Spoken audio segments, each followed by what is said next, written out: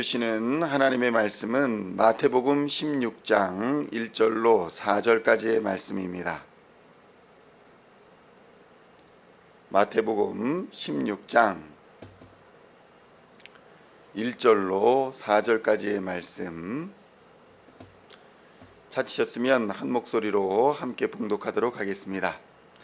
바리새인과 사두개인들이 와서 예수를 시험하여 하늘로부터 오는 표적 보이기를 청하니 예수께서 대답하여 이르시되 너희가 저녁에 하늘이 붉으면 날이 좋겠다 하고 아침에 하늘이 붉고 흐리면 오늘은 날이 굳겠다 하나니 너희가 날씨는 분별할 줄 알면서 시대의 표적은 분별할 수 없느냐. 악하고 음란한 세대가 표적을 구하나 요나의 표적 밖에는 보여줄 표적이 없느니라 하시고 그들을 떠나 가시니라. 아멘. 할렐루야.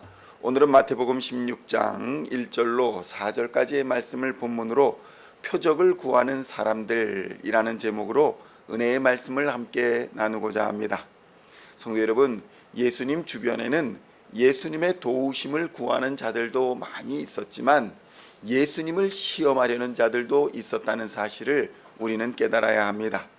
예수님을 시험하려는 자들의 목적은 분명했습니다. 예수님의 실수를 유도해서 모함하기 위해서 그들은 예수님 주변에 머물렀던 것입니다. 사실 성경에는 예수님을 시험하는 자들이 두 부류가 나옵니다.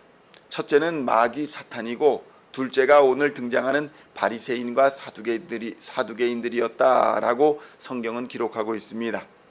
사실 예수님이라는 존재는 모든 사람들에게 절박한 구원의 존재였습니다. 질병이 있는 자들에게는 치료자였으며 마음이 상한 자들에게는 위로자였습니다. 고통받는 자들에게 하나님이 함께 하셨고 예수님이 치료자가 되셨고 위로자가 되어주셨습니다. 삶에 힘을 주는 존재가 바로 예수님이셨습니다. 그런데 마귀에게는 어떤 존재입니까?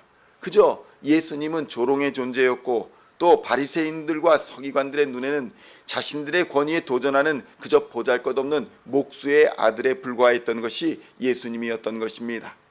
성도 여러분, 우리가 흔히 표적이나 기적을 말하는데 표적이란 무엇을 말씀합니까? 표적이라는 것은 참된 신앙을 갖도록 하기 위해서 베푸시는 하나님의 은혜다라고 말할 수 있는 것입니다. 그래서 표적은 하나님의 말씀을 증거하는 도구이자 믿음을 확증할 수 있도록 하나님께서 보여주시는 은혜인 것입니다. 그래서 많은 경우에 예수님께서 기적을 일으키시며 병을 고쳐주실 때에 내 믿음이 너를 구원하였다라는 말씀을 하심으로써 그 기적이 단순한 기적이 아니라 구원 얻도록 은혜를 베풀어 주시는 하나님의 표적임을 예수님께서는 늘 말씀하여 주셨던 것입니다.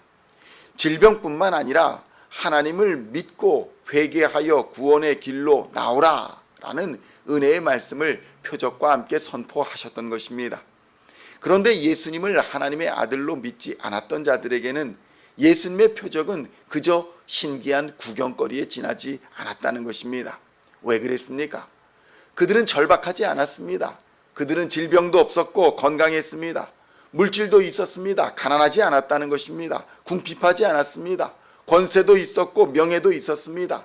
그랬던 사람들이었기 때문에 그들에게는 예수님이 필요하지 않았던 것입니다. 그들은 죽었던 자가 다시 살아나는 기적을 보여주어도 마술쇼를 본 것처럼 그저 신기해하며 재미있어 하였지 예수님을 하나님의 아들로 믿지는 않았던 것입니다. 그래서 그들은 예수님을 따라다니며 계속 표적을 구했던 것입니다. 더 신기한 것을 보기 위해 예수님을 따라다녔고 무엇인가 혹시 술수를 쓰는 것은 아닌가 감시하면서 고발할 거리들을 찾아다녔던 것입니다. 성도 여러분, 그렇다면 우리가 예수님을 따르는 이유는 무엇입니까? 예수님은 어떤 마음으로 우리를 부르시고 계시는 것입니까? 성도 여러분, 오늘 예수님께 표적을 구하는 사람들에게 예수님께서는 요나의 표적밖에는 보여줄 것이 없으니 떠나가라 이렇게 말씀합니다. 그리고 시대를 분별하는 눈이 왜 없느냐 이런 이 말씀을 하십니다. 1절부터 4절까지의 말씀을 다시 한번 봉독하겠습니다. 바리새인과 사두개인들이 와서 예수를 시험하여 하늘로부터 오는 표적 보이기를 청하니 예수께서 대답하여 이르시되 너희가 저녁에 하늘이 붉으면 날이 좋겠다 하고 아침에 하늘이 붉고 흐리면 오늘은 날이 굳겠다 하나니 너희가 날씨는 분별할 줄 알면서 시대의 표적은 분별할 수 없느냐. 악하고 음란한 세대가 표적을 구하나 요나의 표적밖에는 보여줄 표적이 없느니라 하시고 그들을 떠나 가시니라. 아멘. 성도 여러분, 예수님 참으로 냉랭한 대답을 하십니다. 야, 너희들은 어떻게 아침에 하늘이 붉고 흐리면 오늘은 날이 굳겠다, 오늘은 비가 내리겠다, 뭐 무릎이 쑤신다, 뭐 어쩌다 그러면 시대 그 하늘의 표적과 징후는 다 분별하는 그런 경험과 경륜을 가지고 있지 않습니까? 그런 것들은 기적도 아니고 표적도 아닙니다. 우리의 경험으로 쌓여지는 것입니다.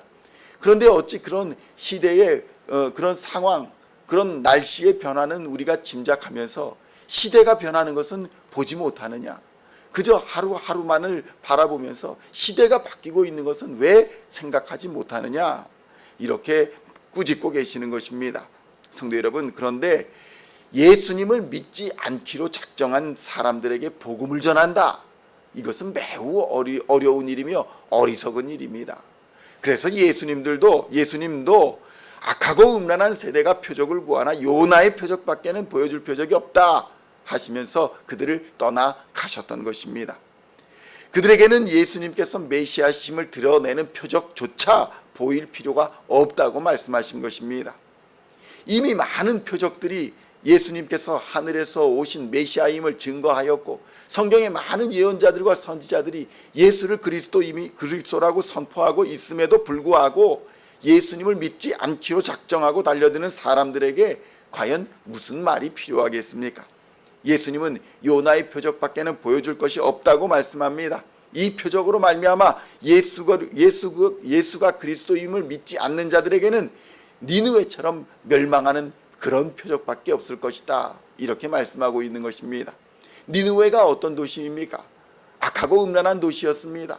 그런데 요나가 그곳에 가서 복음을 전하라니까 요나가 반항을 하며 떠나지 않습니다. 그러나 물고기 뱃속에서 3일 밤낮을 있다가 결국은 니느웨로 가서 복음을 선포했을 때 어떤 일이 벌어집니까? 니느웨 사람들이 회개하는 역사가 일어납니다. 그리고 그 회개로 인하여 니느웨는 멸망을 피하게 되는 것입니다. 성도 여러분, 오늘 예수님은 그 니느웨를 얘기하시고 요나를 말씀하시며 그들보다 못한 자들이라고 선포하고 계시는 것입니다. 예수님은 이미 마태복음 12장에서 이와 비슷한 말씀을 이미 하셨습니다. 요나가 밤낮 사흘을 큰 물고기 뱃속에 있었던 것 같이 인자도 밤낮 사흘을 땅속에 있으리라. 심판때에 니느웨 사람들이 일어나 이 세대 사람들을 정죄하리니 이는 그들이 요나의 전도를 듣고 회개하였음이거니와 요나보다 더 큰 이가 여기 있으며 심판때에 남방 여왕이 일어나 이 세대 사람을 정죄하리니 이는 그가 솔로몬의 지혜로운 말을 들으려고 땅 끝에서 왔음이거니와 솔로몬보다 더 큰 이가 여기 있느니라. 더러운 귀신이 사람에게서 나갔을 때에 물 없는 곳으로 다니며 쉬기를 구하되 얻지 못하고 이에 가로되 내가 나온 집으로 돌아가리라 하고 와보니 그 집이 비이고 소재되고 수리되었거늘 이에 가서 저보다 더 악한 귀신 7을 데리고 들어가서 거하니 그 사람의 나중 형편이 전보다 더욱 심하게 되느니라. 이 악한 세대가 또한 이렇게 되리라 라고 예수님께서 마태복음 12장 39절로 45절에 이미 말씀하여 주셨던 것입니다. 성도 여러분, 예수님이 메시아이심을 믿지 않는 악하고 음란한 이들을 심판 때에 반드시 정죄받을 것인데 이들이 죄값으로 받는 저주는 이전의 세대가 처했던 저주보다 더 비참할 것이다. 이렇게 경고하고 계시는 것입니다. 성도 여러분, 이러한 예수님의 지적에서 알 수 있듯이 예수님을 불신앙하고 배척하는 자인 악하고 음란한 세대는 반드시 표적을 구합니다. 예수님이 전한 천국 복음을 듣고서도 행한 표적을 보고서도 예수님을 그리스도로 믿지 않는 자들은 아무리 표적을 보여주어도 소용이 없는 것입니다. 성도 여러분, 예수를 주로 고백한 사람들, 예수님을 나의 주 나의 하나님으로 고백한 사람들은 이미 예수 그리스도 안에서 예수 그리스도와 구원의 삶을 누리고 있기 때문에 또 다른 표적을 구하지 않는다는 것입니다. 그런 까닭이 없는 것입니다. 우리가 예수를 믿어 하나님의 자녀가 된 기적만큼 더 큰 기적이 어디 있겠습니까? 나 같은 죄인을 예수님이 부르시고 하나님의 자녀 삼아 주시는 그 기적보다 놀라운 표적이 더 어디에 있겠습니까? 그러나 성도 여러분, 어느 시대이건 간에 타락한 인간에게는 음란하고 악한 경향이 나타나기 마련인 것입니다. 오늘날에도 마찬가지입니다. 인간의 욕망을 이루기 위해, 탐욕을 이루기 위해 교회에 나오는 사람들도 분명히 있는 것입니다. 오늘날 어떻습니까? 많은 대형 교회를 보게 되면 권력자들이 자신들만의 권력 네트워크를 거기서 만들고 부패 카르텔이 교회를 중심으로 형성이 되는 경우도 얼마나 많은지 모릅니다. 비즈니스를 위해서 교회 안에 인맥을 만들고 사교와 친교를 위해 교회를 이용하기도 하는 것입니다. 그들은 더 이상 절박하지 않습니다. 절박한 상황 속에서 하나님께 무릎 꿇어 엎드려 부르짖어 기도하는 사람들을 이해하지 못합니다. 진정한 신앙의 사람들을 비난하고 비판합니다. 모함합니다. 그런 교회들이 무당과 이단과 사이비와 손을 잡고 세상의 손가락질 받는 교회가 되어가고 있는 것입니다.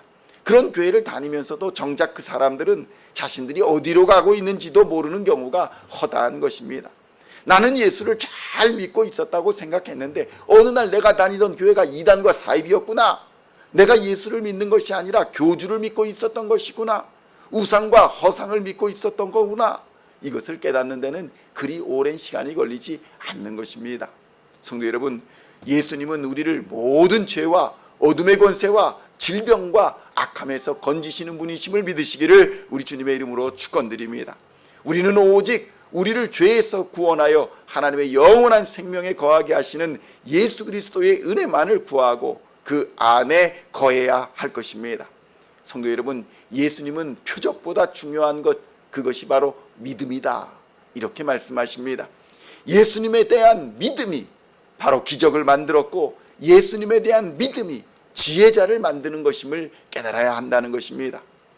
오병이어의 기적을 보고도 표적을 구하고 벙어리 귀신을 쫓아낸 후에도 표적을 구하는 자들은 과거에나 오늘이나 여전히 존재하는 것입니다. 모세가 이스라엘을 광야에서 인도하는 그 40년 동안에도 매일처럼 사람들은 모세에게 또 다른 표적을 보여달라고 요구했던 것처럼 기적으로 예수를 그리스도라 믿을 수는 없다는 사실을 우리는 깨달아야 하는 것입니다. 성도 여러분, 믿음이 먼저입니다. 믿음이 무엇입니까? 믿음은 하나님만으로 만족하는 상태를 믿음이라 부르는 것입니다. 그러므로 성도 여러분, 오늘도 하나님의 마음을 품고 하나님만으로 만족하는 믿음의 사람들이 되시어 능력의 하나님을 매일매일 매 순간마다 경험하는 우리 시온의 성도님들 다 되시기를 우리 주 예수님의 이름으로 간절히 축원드립니다. 기도하시겠습니다. 하나님 아버지, 감사합니다. 내가 과연 예수를 잘 믿고 있는 것인지 아니면 내가 무엇을 믿고 있는 것인지 이 시간 깨닫게 하여 주시니 감사합니다. 표적과 기적을 구하는 것이 아니라 우리가 예수 그리스도 안에 있는 것이 기적이요 우리가 예수 그리스도 안에 있는 것이 표적임을, 내가 이 교회에서 예수를 믿고 예수 안에서 예수 이름으로 기도하는 것이 표적임을 다시 한번 깨닫게 하여 주시니 감사합니다. 하나님, 우리를 죄에서 구원하여 하나님의 자녀 삼아 주셨사오니 이제는 죄와 어둠과 사망과 질병과 악함에서 건져주신 그 권세대로 하나님의 자녀의 권세대로 살아갈 수 있도록 역사하여 주시옵소서. 복음의 전신갑주를 입혀주시사 세상을 넉넉히 이기게 하여 주시옵소서. 예수의 이름으로 질병과 사망의 권세를 이기게 하여 주시고 예수의 이름으로 어둠의 권세를 쫓아내게 하여 주시며 마귀 권세를 쫓아내는 하나님의 사람들 다 되도록 주님 역사하여 주시옵소서. 오늘도 성령으로 충만케 하사 주님과 동행하는 하루가 되게 하여 주시고 하나님의 마음을 품고 오늘도 사명 감당하는 우리 시온의 모든 성도들 다 되게 하여 주실 줄로 믿으며 우리를 구원하신 우리 주 예수 그리스도의 이름으로 간절히 기도하옵나이다. 아멘.